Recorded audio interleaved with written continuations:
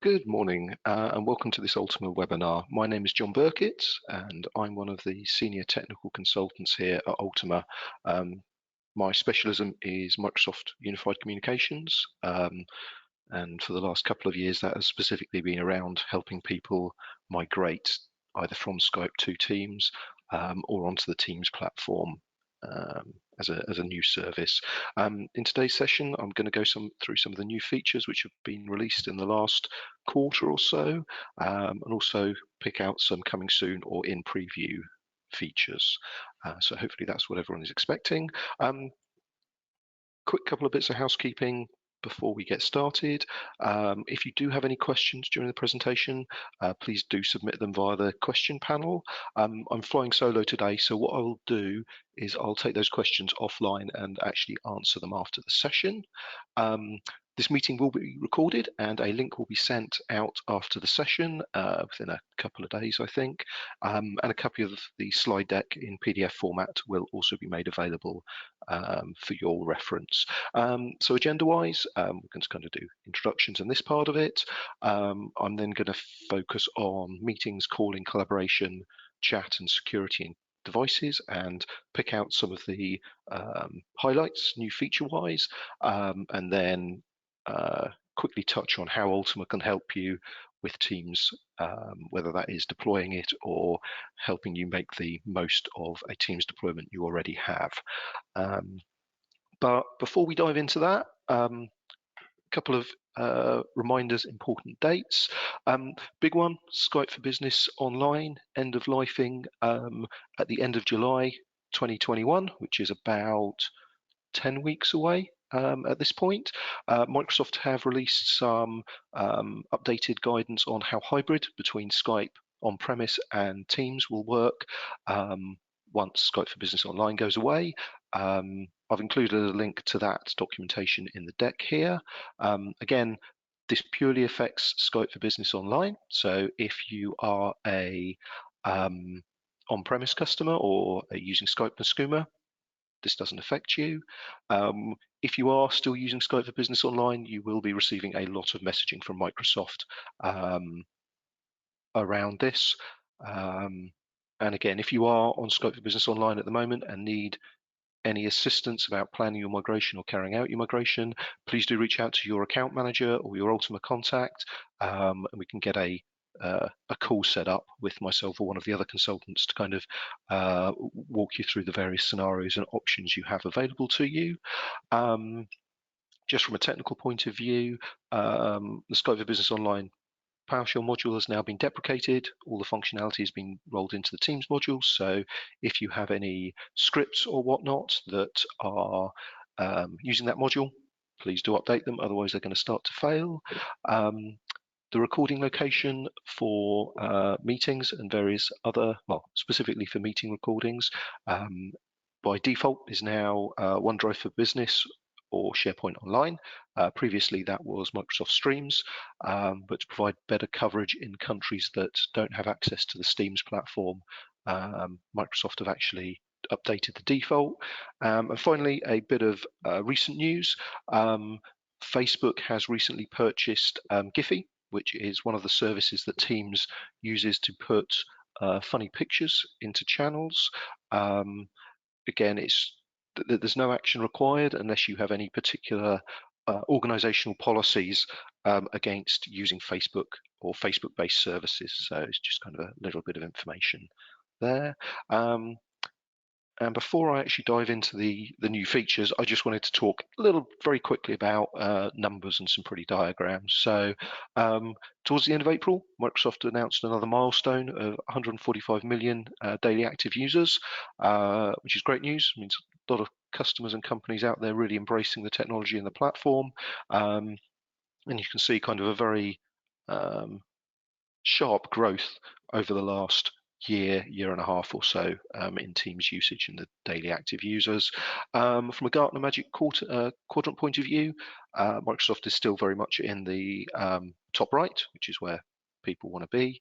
And this is basically to give you confidence that lots of people are currently on a journey to Teams or are actually already actively using it. So Microsoft Teams is here. It's well embedded within the Microsoft stack now, and is building a very strong reputation as a unified comms platform. So now on to the actual meat of the webinar. I'm going to start with meetings and go through what's new and kind of pull out some of the bits which I think are most relevant. Breakout rooms. So this has been live in the product for a couple of months now. Very little, very big asked for feature. Microsoft have finally got it in there and working. It works very well and kind of allows you to subdivide that meeting into breakout sessions. They have announced a couple of enhancements to the breakout rooms experience. A big one from a management point of view is being able to put a timer onto your breakout sessions. So at the end of the timer, people will automatically be brought back into the main meeting. So you as the organizer aren't having to go through and physically pull people out and close off rooms. So nice bit of quality of life enhancements there. Also, they are modifying it so if you have a persistent or a series of meetings which reoccur once a week or once a month, it will actually persist the breakout rooms between those sessions. So again, nice little quality of life enhancement. They're also on the roadmap the ability to move people between rooms once they're open and assign people to rooms once they're open. Is also coming soon, which again, just a bit of a quality of life improvement from a organizer stroke presenter point of view. Transcription is now available in the platform, and this is kind of a screening of what it looks like. So you have your video streams with your participants and then the scrolling transcript on the right hand side there. That scrolling transcript at the end of the meeting is actually also bundled up and stored into the organizer's OneDrive. So you do have a permanent record of it. And the transcript here is also doing voice recognition and kind of matching up who's talking against the various kind of lines of text being transcribed. So again, a useful feature. I know project managers are very keen on this for being able to have kind of a record transcript which they can then search and pull actions out from. What you'll also notice in this screenshot is the active speaker is getting a blue border around them. Again, just a bit of quality of life enhancements to help identify who is speaking. Kind of alongside transcript, live caption, and to be fair, live caption's been in for a while now, but again, I just want to touch on it and quickly cover off the difference between live transcription and transcription and live caption. So this is what live caption looks like, and it's basically you as the attendee of the meeting will get a transcription of what each person is saying. The live caption isn't persistent. So at the end of the meeting, your live captioning goes away, and it's also only visible to individual attendees. So individual attendees can choose to switch on and off live caption. Both transcription and live caption are US English only currently. It's my understanding that over the course of this year, Microsoft are going to be opening up a larger range of languages for end users to kind of choose from and pick. You can control both of these features, so they are part of the meeting policy. You can choose to switch both or one feature on and off depending on your specific requirements. And again, because it's policy based, if you need to have different policies for different users in different regions, for example, you can achieve that via policies. It's also worth noting that attendees do have the option to opt out of being automatically identified, and that is actually a client-side setting. Under the settings, there is now a captions and transcriptions panel, and you can go in there, and there's a very simple toggle where you can basically toggle off that auto detection if a specific user has concerns about it being used. But again, both very useful features. Reliability of the transcription and the live caption, it's pretty good. I'd say probably around 90%, somewhere around there.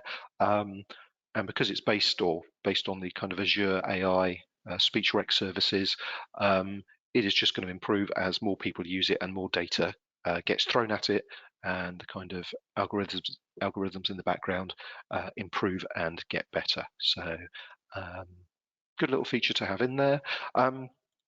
Another relatively minor one, but again, quality of life enhancement. You can now control meeting settings via Outlook. So when you create a meeting, the users will see a settings button and the manage meeting options, and this is basically an alternative way, rather than having to go to the meetings option web page to configure some of this information. So it brings something that we had in Skype for a while into the kind of team space now.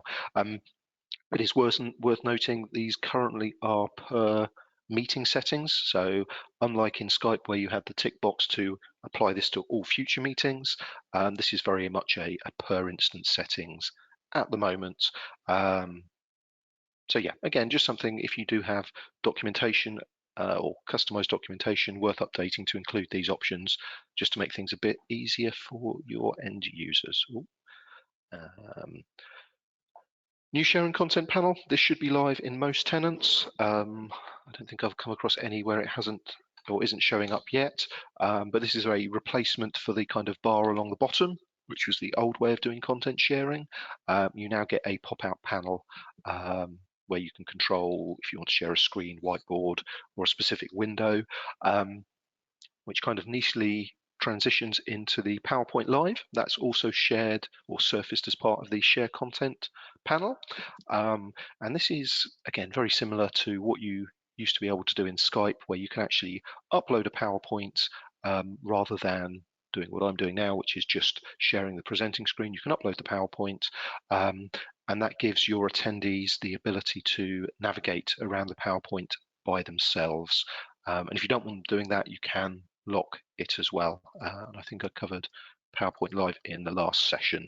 But again, it's just a better way, an enhancement to sharing of PowerPoint presentations. So again, that should be live in everyone's tenants. So again, if you have any documentation around how content sharing works in meetings, it'll need to just be updated. And moving on to a couple of, both the custom features or custom layouts and custom meeting brandings are currently in public preview, so subject to change with all the normal stars and caveats associated to them.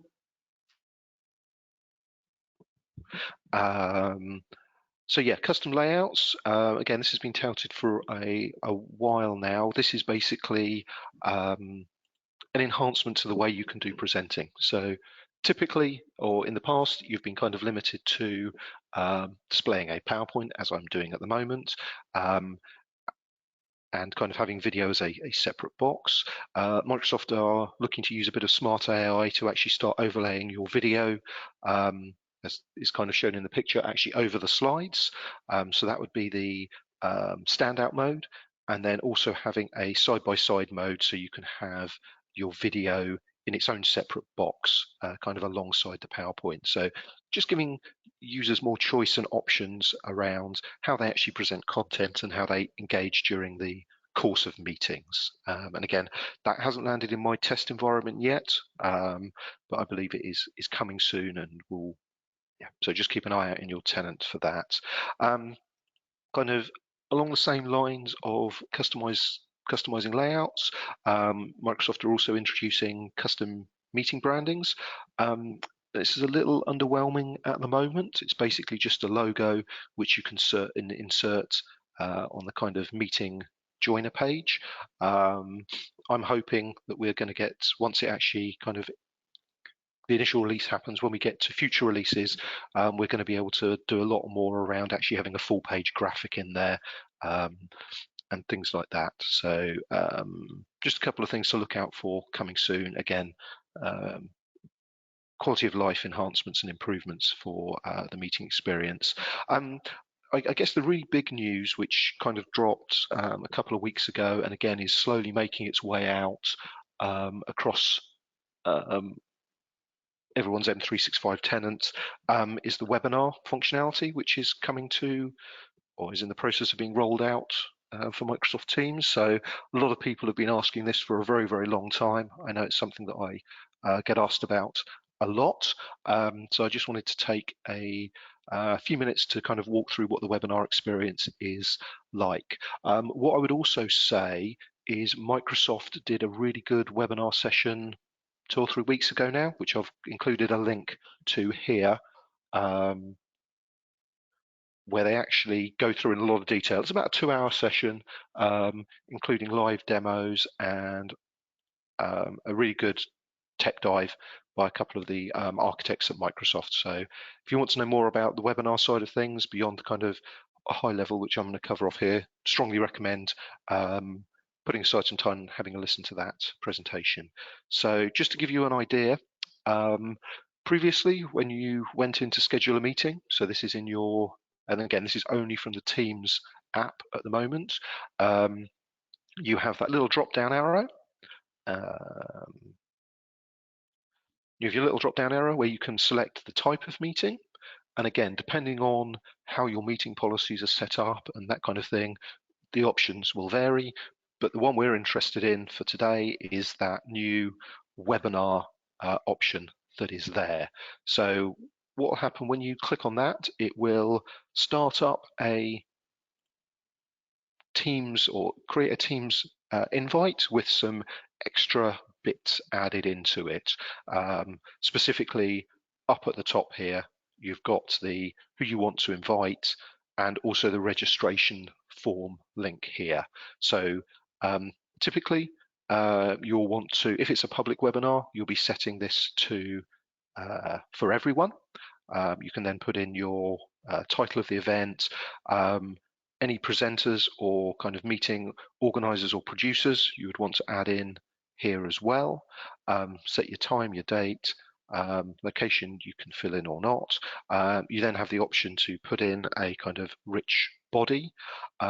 Once you've sorted out that side of things, the next thing you'll be doing is clicking the View Registration Form button.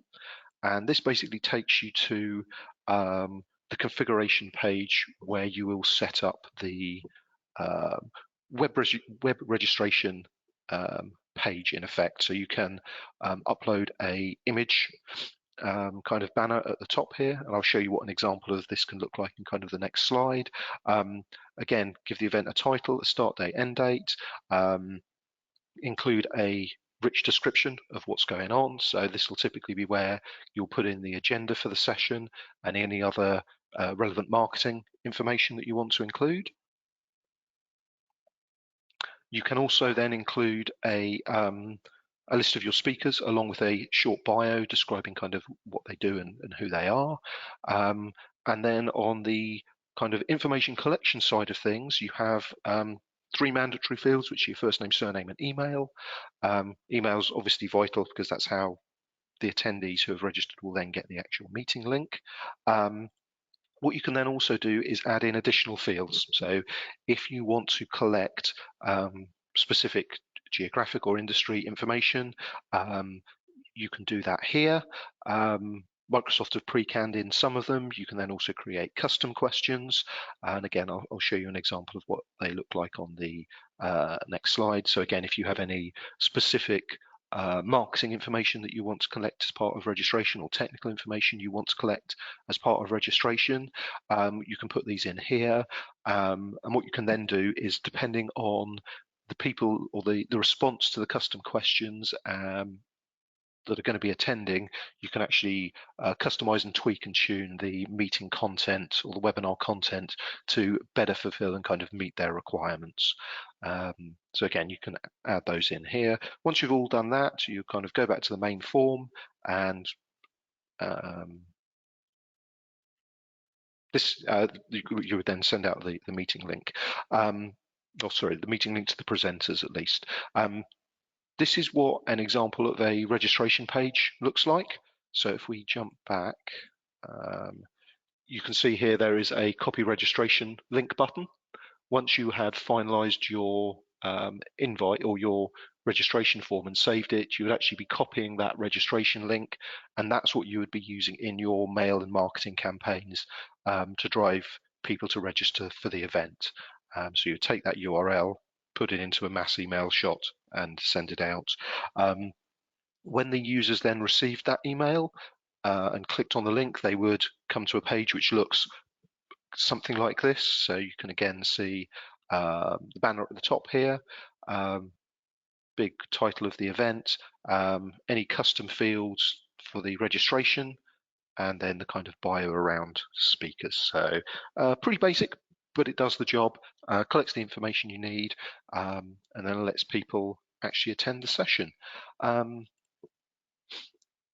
At the moment, if you want to start collecting that registration information for analytics and that kind of thing, you basically need to actually come into the meeting, so the Teams meeting, and go into the details, and then you can actually download a CSV file which will have all your registration attendees along with all the fields that they have filled in there, so you can then ingest that into your marketing or sales platform and use that for kind of lead tracking. That is pretty basic at the moment. What Microsoft are planning as an enhancement coming in quotes sometime this year is an attendance portal. So this is kind of going to be an improvement over in addition to the CSV file, you'll be able to come in here and quickly look at attendance and who attended, who didn't, how long they were in for, that kind of high level information. And again, you'll also be able to download the attendance report from here, making it just a bit more user friendly to use. Actually, from an attendance point of view, it's going to behave very much like a normal Teams meeting. So this is more like a Teams meeting rather than a live event. So what that means is you will in fact have a fully interactive Teams meeting for your first 1,000 attendees. If you're running a very large event and you actually have more than 1,000 attendees, the 1,001st attendee will be going into view-only mode. So they'll still be able to join the meeting and access the video and audio streams, so view them, but they won't be able to partake in any of the chat or the kind of more interactive elements of it. It's a nice enhancement. It means well, never say never, but you should never be kind of getting into the scenario where people are trying to join your webinar events and they aren't able to because you've got too many people joining. So again, it's a nice overflow feature. Till the end of this year, view-only mode is for 20,000 users. After that, I believe it's going to go back down to 10,000. But again, for the vast majority of cases, that's ample capacity. From a licensing point of view, good news is there isn't any additional licensing required at the moment. So yeah, you'll just have it available in your tenant as it completes the rollout. From a IT management point of view, this is all controllable via your meeting policies as well. So if you, for example, if you aren't ready to roll this feature out to everyone, or you only want to give it to a subset of people, you can definitely do that by creating a custom meeting policy. At the moment, all these PowerShell, or at the moment, the register or the webinar parameters aren't exposed via the Teams Admin Center, so you will need to go into PowerShell and do it via there. And the settings that you're going to be kind of looking for are allow meeting registration, who can register, and allow engagement reports. They're the kind of three ones that are a bit more focused around webinars. So I'm really pleased to see this feature finally kind of make it into the public domain. I know it's one that a lot of people have been asking for, and a lot of people internally here at Ultima have been asking for. So hopefully the next one of these sessions, so that'll be probably Q3 or 4, we'll actually be able to deliver it via Teams, which will be good. Just another quick note about actually sending your meeting invites.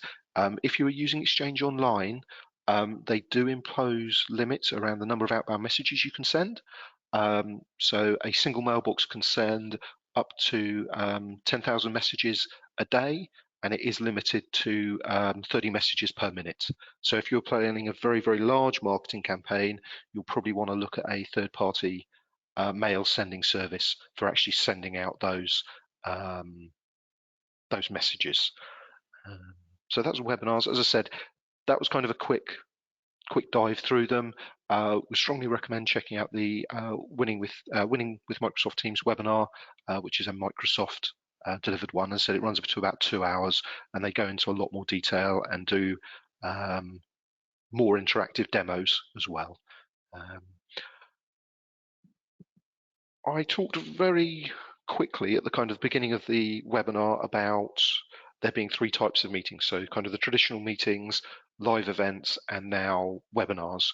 I just wanted to take a slide to pull out some of the differences between the Teams meeting and the Teams live events type activities. So again, they fulfill 2 very different niches. Live events tend to be more around the large broadcast type scenario, where it is very much a presenting to the audience, whereas the meetings and webinars tend to be a bit more interactive.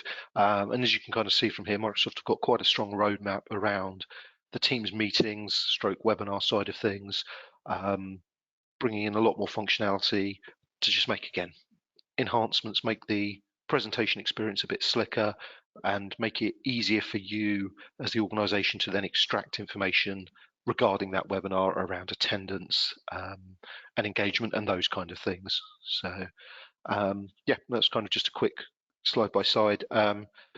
As the slide says, all subject to change, as with a lot of M365 stuff. Until it goes actually GA, it can change and evolve. So, but yeah, again, another strong year of new features coming to Microsoft Teams, specifically in the meeting space. So yeah, looking forward to most of this. So that was meetings. I then wanted to dive into calling. So going through some of the new bits and pieces. Some of this was announced at Ignite, and has kind of we've had a bit more detail released about it since then. Other of it is kind of quite new, and one of them I think was only released on Friday, so some pretty new stuff coming as well. Nice simple one here. Microsoft is carrying on their mission to expand the number of countries that they can provide calling plans in. So this is calling plans are using Microsoft exclusively as your telco, so no need for any third-party contracts. They're now up to 26 countries, so making progress. The new ones they've added, as the sign alludes to, is New Zealand, Singapore, Romania, Czech Republic, Hungary, Finland, Norway, and Slovakia. And that kind of complements countries they've already got on board there. So if you are looking at using Microsoft Teams as a telephony replacement service, calling plans have got a little bit more wide availability now. So it's worth coming in, kind of reviewing this list, seeing if there are any countries which were previously blockers, which are now on the list, so you can kind of move forward. Busy on busy. So this is something that people have been asking for from the very, very beginning. By default, if you are on a call in Microsoft Teams and you receive a second call, it presents as a pop-up and a alerting in your ear. A lot of people find that very, very distracting. So about a year and a half ago, what Microsoft did is they introduced the Busy on Busy service, and this was this gave you the ability to configure a more traditional telephony behavior. So if a person was on a call and a second call came in, that second caller would actually get a busy tone back to them. So the person on the call doesn't get alerted, doesn't get interrupted, and the person who called in knows that the other person is on the call, which was a good enhancement. Some customers did like it. What a lot of customers then asked for was, okay, well, that's good.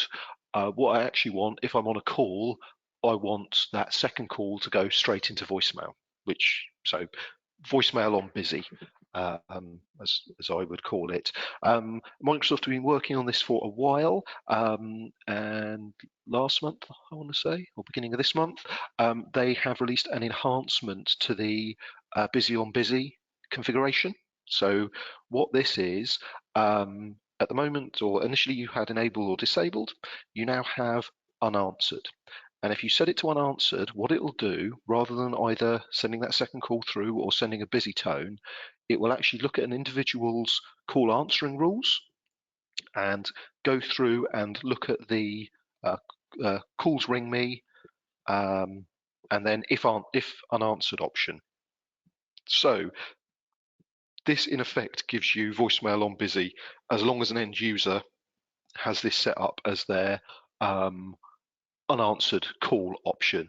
Now, bear in mind, obviously, if they have that as divert to another member of their team or something along those lines, or transfer out to a mobile, the system will read that and send the call out wherever it is configured to go. But between this policy setting on the back end and a user setting up the if unanswered correctly, you can get that voicemail on busy, which as I said, a lot of customers have been asking me for it, and it's great to actually finally have it in the product now. So that's something to be aware of. The unanswered option is currently only available via PowerShell. So you will need to go in and run the set CS Teams calling policy commandlet to get that functionality or make that functionality available. As with all things, I would strongly recommend testing it before rolling it out to everyone in the organization, just so you as IT are aware of how it's going to actually behave in the wild. Call queues and auto attendants have had some enhancements as well, specifically around what you can do when you receive a call in. The two big ones which apply for both call queues and auto attendants are being able to transfer out to an external number and also send a call directly to voicemail. So in the past, we were having to do a bit of a workaround using a dedicated account and some call forwarding rules on it. Now we can actually just do that natively in the call queues and auto attendants. So makes it a lot easier to manage. So it's kind of all just in one place and you don't end up with these random accounts sitting in your infrastructure with licensing assigned to them. So again, nice enhancement. On the auto attendant side only, they've also added the announcement option. So again, rather than having to send a call, when a call comes into an auto attendant and you get your 5 options or however many you decide to have, rather than sending it to a user or a call queue or an external number, you can actually also choose to play a message now, and that message can either be a file or created using the built-in text-to-speech engine. So again, a nice enhancement. It's giving us flexibility and options around how we can handle and route and manage calls as part of a call queue auto attendant scenario. So again, nice quality of life enhancements from my point of view. A coming soon feature is transferring between devices. So we already have this for meetings. So what you will notice if you are logged in to a meeting on one machine, and then, for example, you transfer and log in to Teams on your mobile, you will get a pop-up which looks very similar to this, saying, "Well, I can see you're in a meeting. Would you like to transfer the connection over to your new login device or add it in?" This functionality will be coming to calls as well. So if you're on a peer-to-peer call or a conference call, but specifically on a peer-to-peer call, you can actually throw it to a different device. So again, this is the kind of, it's the end of the day, you're wanting to get out of the office, but you're stuck on a call, you can actually transfer it across to your mobile seamlessly and then carry on that call on the move. So as I said, that's not in the product yet, but it is coming soon. So it's one to watch out for. One that actually dropped on Friday is an enhancement to the calling ID or caller ID policies. So previously you were restricted to 2 options, which were either you could withhold numbers for outbound calls, or you could use a calling plan service number as the kind of replacement caller ID. For customers purely on calling plans, that was absolutely brilliant, did what they wanted. It was a little bit limiting if you were using direct routing. So what you can do now, if you're using direct routing configuration and you have auto attendants and call queues set up with direct routing numbers assigned to them, you can actually take those resource accounts and feed them into the caller ID policy. And when you do that, it will take the number assigned to the resource account as the outbound caller ID. So you can basically have direct routing numbers that are call queues or auto attendants as your outbound calling ID, which again, it's a quality of life enhancement. Previously, for direct routing, we were doing a lot of work on SBCs to kind of set up number mapping rules to achieve a similar thing. But it's good news now that we can just do it all in the Teams admin center, and again, kind of brings that admin side of things together. So again, a nice little quality of life enhancement there. Other points I've got individual slides on because I think they are worth a little bit of a deep dive on. SBAs I talked about in the last session. At that point, they were in public preview. Good news is they have now gone GA. 4 vendors are currently offering the survivable branch appliance type functionality. That's AudioCodes, Ribbon, Oracle, and TE Systems. If you are familiar with Skype SBAs, it's a very similar concept. So it is a box which sits on your physical site and provides basically resilient telephony. So if your internet connection goes down and your Teams client can't log into the Microsoft service, it has a fallback or backup registrar where the Teams client will actually connect to that local SBA and you will get basic telephony services. And when I say basic, it very much is you can make an outbound call, you can receive, or you can make an outbound call and you receive an incoming call. You still do lose all your call queues and auto attendants and the kind of advanced call handling scenarios. It's very much kind of a way of getting baseline telephony. So if you do have any sites where telephony is key and it isn't practical just to ask users to fall back to a mobile phone or something along those lines, you've got the Teams SBA now, which can kind of fill in that niche stroke requirement. A couple of caveats. Currently, it's only available for the Windows and Mac desktop clients. So if you're running the Teams Linux client, you will have to wait a bit longer to get this functionality. And from a technical point of view, you do need to be running your SBCs in media bypass mode, just so you get that optimized media path, and it's actually flowing through the session border controller.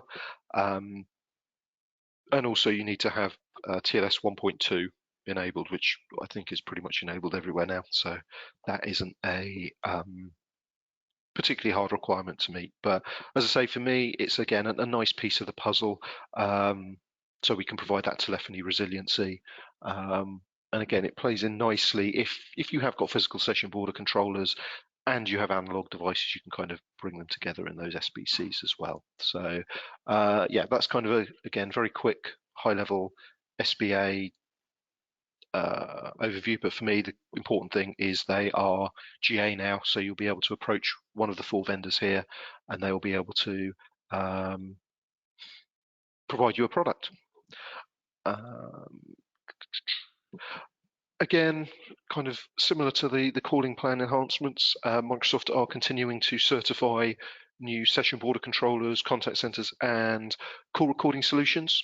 So you've got a couple of extra ones that have dropped into the certified bucket now, and a couple of ones, especially from the call recording. I'm looking at Oak and Redbox specifically, which are coming soon, and they will soon be fully certified. So again, if contact center or call recording was one of your previous blockers, definitely worth coming back and reviewing this list, seeing if either the contact center solution you are using or the call recording solution you're using has now moved into the certified bucket, or if it is in the certification process.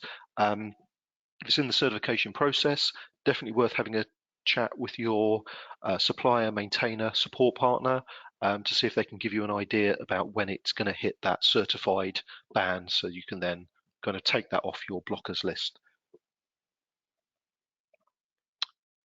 So yeah, again, this is mainly around new people certified. One of the big announcements at Ignite was 2 programs, one called Operator Connect and one called Operator Connect Conferencing. These very much build on what was kind of happening in the market anyway, which was direct routing started out as bring your own SIP trunking, where you would have a session border controller physically on premises, and then you would connect SIP trunks from your SIP trunk provider and then up into Microsoft Teams. And a lot of providers had started offering services around, well, actually, you don't need to have the session border controller on premise. We'll worry about that for you and worry about running all the connectivity up into Microsoft phone system, which was great. It worked well, and this is kind of Microsoft just formalizing those products. So yeah, again, it just gives you that confidence that Microsoft have actually worked with these. This is the first wave of partners, and they're going to carry on adding people to it once the kind of program is fully live and ready to go. And again, yeah, it just gives you confidence around this is actually a fully supported thing by Microsoft. Also, from an admin point of view, direct routing is quite command line heavy. So user configuration and number allocation is all command line based at the moment. What Operator Connect is going to do, it's actually going to add some admin pages into the Teams admin center under voice.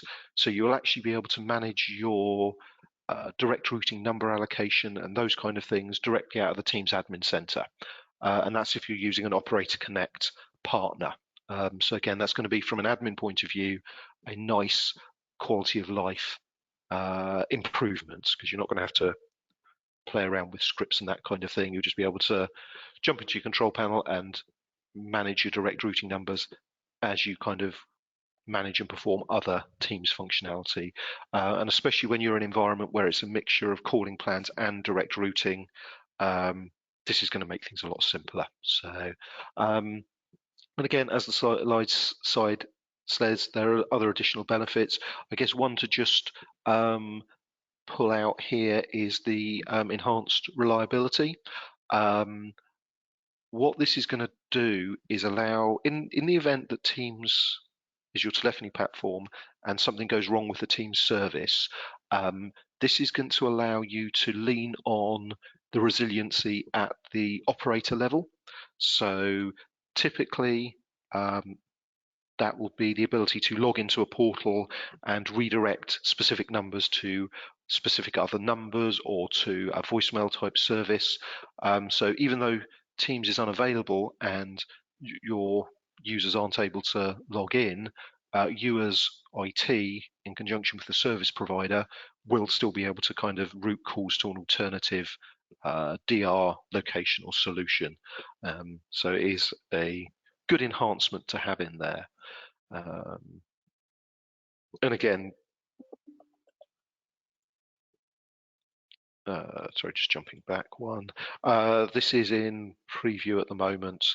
So if you are interested, I would recommend reaching out to one of the providers listed on the slide here, and they'll be able to kind of get you going with providing you the service and getting it all set up and configured. And as I said, this list is going to grow. From my point of view, the big one missing is Gamma Telecom. I need to reach out to our technical account manager there and find out what their plans are around this program. And hopefully I'll be able to provide an update in the next session.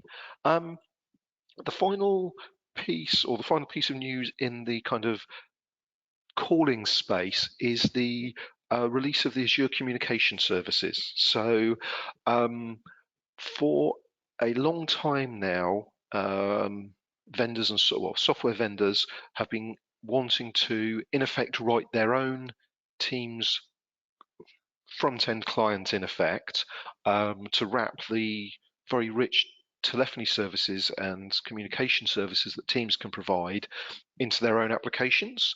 Microsoft did this with Skype. They released a series of SDKs so people could, in effect, build their own Skype front end. For Teams, they've taken a slightly different approach. They've gone with creating this Azure communication service, which basically does the same thing and gives you code which you can insert into your either existing apps or newly thought up apps to allow it to make calls, send chat messages, send SMS, do voice and video calling, all the kind of things that Teams can do at the moment from kind of a collaboration, from a real-time media point of view.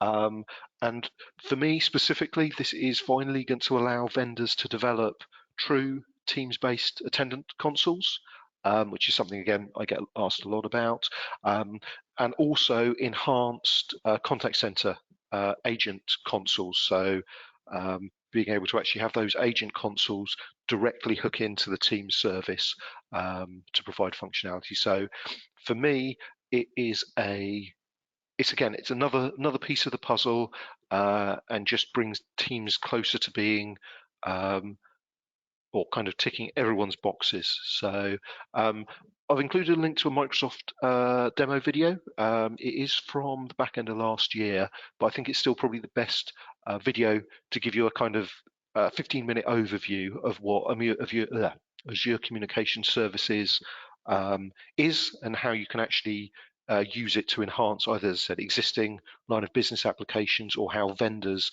are going to use it to enhance their offerings. So again, another piece of the puzzle, exciting. Again, exciting for me. It's going to open up what people can do with the Teams platform from a kind of third-party perspective. So that was calling. Again, a lot of stuff coming out there. Chat and collaboration, a bit less kind of announcement-wise in this space. So I've just kind of pulled out the three ones which are most of interest to me, at least. Teams Connect is a big one. Again, this is a quality of life enhancement more than anything else. This will allow you to invite an external path or an external user into a channel and won't require the external user to, in effect, log in as a guest account. So it's just going to streamline things. So me, for example, I'm a guest in probably 5 or 6 or 7 different organizations, and having to constantly hop between them is quite a disruptive experience. Teams Connect will help with this. As I said, it's in private preview at the moment, so it's not something I've had a chance to play hands-on with, but as soon as it goes public preview, I will be digging in and hopefully be able to provide more information in the next session. The other two are external users and group chat. This is GA as of Friday. So this is, as the title suggests, being able to invite external users into multi-party chat. Previously to this, you were limited to external chatting with one-to-one parties only. So again, this is a nice enhancement to have. I was playing with it over the weekend. Only thing to be aware of is if you have invited someone to your Teams environment as a guest, and then you try to add them to a chat, the system gets a bit confused, and it actually tries to invite the guest account in your environment rather than the user's external account. So I'm just working through how to solve that at the moment. So, but again, if anyone has specific questions about that, email your account manager or put a question in chat and I will follow up with after this session. The other one is voice enabling a channel. So again, this is about being able to keep someone not needing to leave the Teams environment to do their job. So what you can in effect do is tie up a call queue and a channel.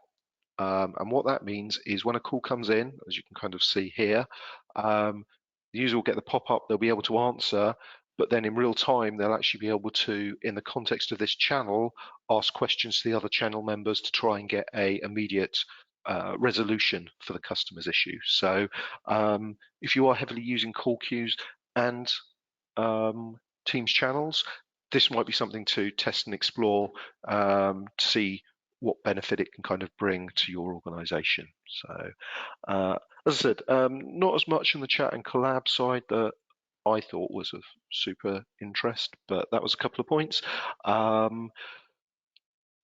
Final kind of bit from a features and functionality is custom key support for Teams is now GA. This went GA late last week. Previously, it was in public preview. So if you do have a requirement to encrypt your Teams data with your organization's keys rather than Microsoft ones, you can now do that. The slide just kind of highlights which bits do get encrypted. And that's the custom key is for data at rest, not in transit. So that's just, again, important thing to pull out. Because it's Microsoft, they have introduced another add-on licensing, which is the Advanced Communication License.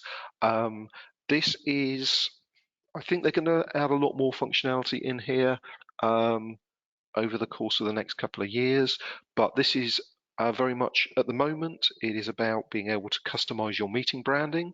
And that's pretty much it at the moment. So there is a 60-day trial available of it.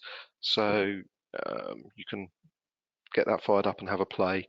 As I said, I think at the moment it's probably a bit feature light, but over the next 12 to 18 months, I think a lot of the new, very clever, cool features are going to be bundled in with this license. So it is something to keep an eye on. And again, I'll keep up to date on what gets added in, so I can provide that and kind of feed that back to everyone. Oh, another release for Friday. There is a new import API which they've made available as part of the Microsoft Graph. So if you are looking to transition from another service, I'm thinking primarily of Slack and those kind of things, there is now a way to, or at least from a Microsoft point of view, insert those messages into Teams. You'd still need the Slack, other communication platform API side of things to actually extract those messages first. But once you have got them out, you can then ingest them into Teams, and specifically you can insert a message back in time, so you can get that historical chain of kind of events going back through there. And the last section is around devices. So headsets, handsets, those kind of things. Couple of topics I want to go through. Probably the biggest announcement in the device space is a new class of device, which are these Teams panels. And these basically sit outside of your meeting room as a way for people to quickly see if a room is free or busy, also to check into their meetings, and again, it just gives a good visible or visual indication of the state of a meeting room. Currently 2 partners, Crestron and Yealink. Again, the Crestron website has a very good, again, it's about a minute demo video of kind of like an ideal office and how they're being used in that scenario. So yeah, again, it's another piece of the puzzle. Previously, we were having to use third-party type solutions. Now we can have a pure Teams environment, including the panels. If the meeting room is already Teams enabled, so if it has a Teams meeting room with a license, or it has a conference phone with a license, you don't actually need an additional license for the panel. The panel will log in using that same account. So yeah, I want to try and get one of these. I've not had a chance to get one of these to play with in real life yet, but when I do, I'll be able to provide some more information and the pros and cons around it. Again, the software is from Microsoft, so they are providing kind of a bit of a feature roadmap. So I guess the big one for me is if you are looking for a room to kind of use either on an ad hoc basis, it has the nearby rooms, or will have the nearby rooms feature. So it'll kind of tell you this one is full, but the meeting room 3 down is going to be available for the hour that you need it. So again, quality of life enhancement and just making that meeting experience easier to use, and also kind of given the return to work and return to the offices, the room capacity I think is going to be quite an interesting feature as well, just to make sure you are COVID compliant from a meeting room capacity point of view. So I don't have any timescales about when they're coming, unfortunately, so we'll just have to kind of keep an eye out for them and go from there. So that's kind of panels. Devices. I'm just going to jump through this one quickly. So there's a couple of new low-cost IP phones. So these are typically going to be common area, so reception desk, server rooms, that kind of thing. There are already a couple, but it's always nice to have more options. Couple of new webcams coming from Yealink and Poly. I'm playing with the P5 at the moment. Seems a very good, sturdy webcam. So a couple of other personal devices. So the P15, which is a downscaled version of the Studio X. So basically it sits on top of your monitor and gives you a very rich video conferencing experience. And then the P21, which is basically a monitor with a built-in camera and speakers. So again, an all-in-one audio conferencing unit. And finally, audio codes. This isn't quite certified yet, but it should be in the next month or so.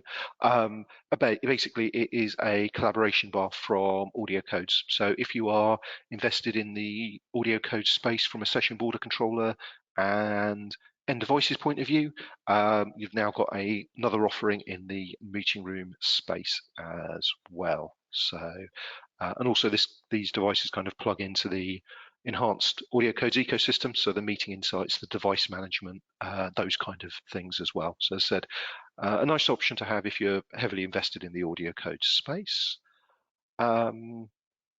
Poly are carrying on their kind of development of the Poly Lens platform. It now has a desktop client as well. So you can see here, you can kind of have it installed and then be able to list and manage the actual USB devices they have connected in. The nice thing about this is it also reports the stats back to the web portal, so you can look at what devices and versioning an individual has and kind of get that rich statistic information around it. It also has some health and well-being features built into it, so these are basically pop-ups every 30 to however you want to configure it, saying take a break, take a drink, those kind of things. So again, with a lot of people, myself included, working at home for extended periods of time and potentially forgetting to move away from their desks, it's a good feature to have. So again, that's a free download, so I would suggest downloading it and having a play. Oh, why is my mouse? Oh, because it's over there. And then, yeah, again, they're carrying on from the web side of things to enhance and improve the experience. So this is specifically around the breadth of devices which you can register and also the statistics that they are providing. Again, there's still a basic version available for free, so I'd recommend going to lens.poly.com and having a play around and seeing what value you can kind of derive from that. So that's the end of the kind of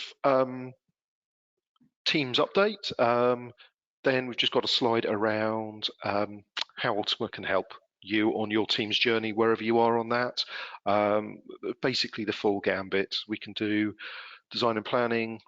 We can assist with the user adoption, which given if you're moving from Skype, especially how different the client looks and feels, is kind of a very big and important piece of migration projects, through to actually helping with your migration, doing the telephony integration. Governance and compliance, there seems to be a lot of interest around that at the moment, where Teams environments have been put in, and now we're kind of helping customers work through best practices and making sure the deployment aligns with best practice and those kind of things, right through to network audit, health checks and remediations. So what I would say is, if you are having, or if you are thinking about starting a Teams project, or you already have a Teams project running and you do need some assistance or guidance, please reach out to your account manager and they can arrange a call.